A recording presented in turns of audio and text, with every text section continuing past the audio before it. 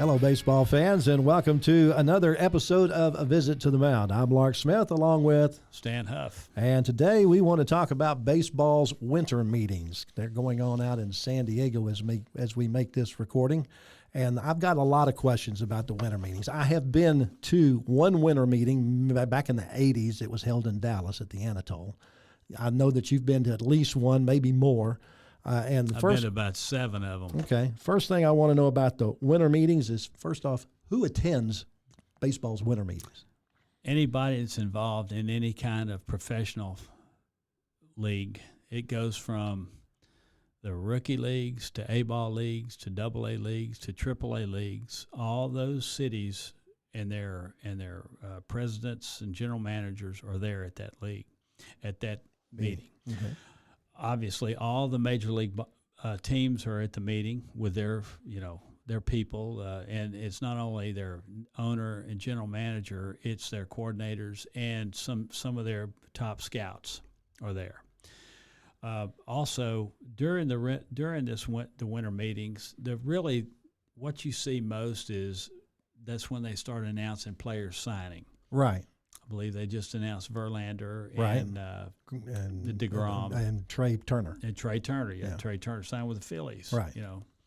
So that's a big deal. They make a big show out of it too. Okay. I mean, those are the headlines that come out of it, but I mean, there's some, just general business going on there amongst all those teams that doesn't necessarily get the publicity that the big free agent signings or the MVP announcements and things like that come out for the media. This is true. We only get what the media wants to give us about the winter meetings. I'm kind of interested in other things that happen. Right. Okay. Well, all the owners meet.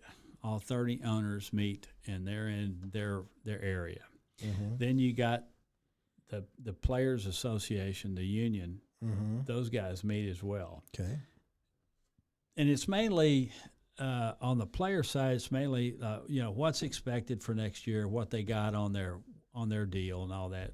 And the owners, I can't say specifically what they talk about in their meetings, but I know generally speaking, it's about money. Sure.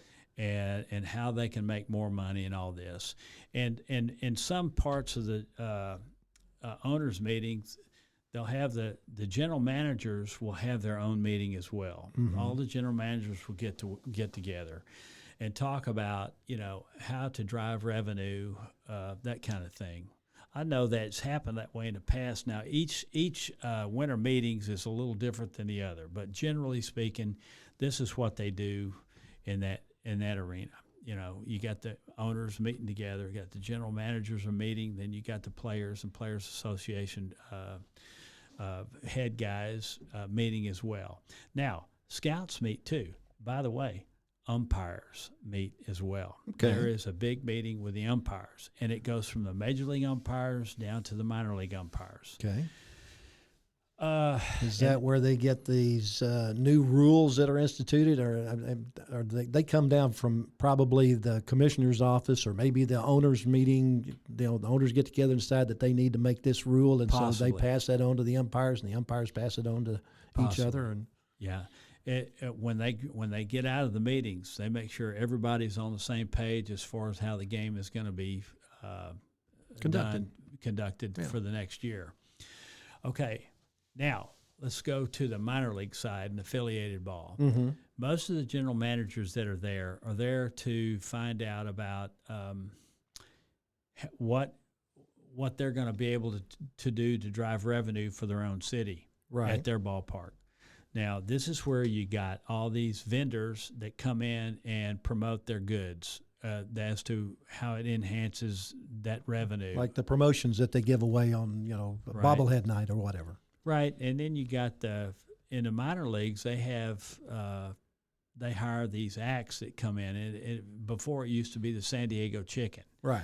Or Max Patkin, the Clown Prince of Baseball. Right. Now, these are guys that I don't think are doing it. Max, I think, has passed away. Yes. But that's kind of the thing that goes on, and they book these vendors on particular nights. Okay, so the vendors come in and say, okay, I can be there on this date, and this date. Right. And normally they're there once or twice a year. In some cases, 3 times a year if it's well received. Right. So they'll make those reservations then.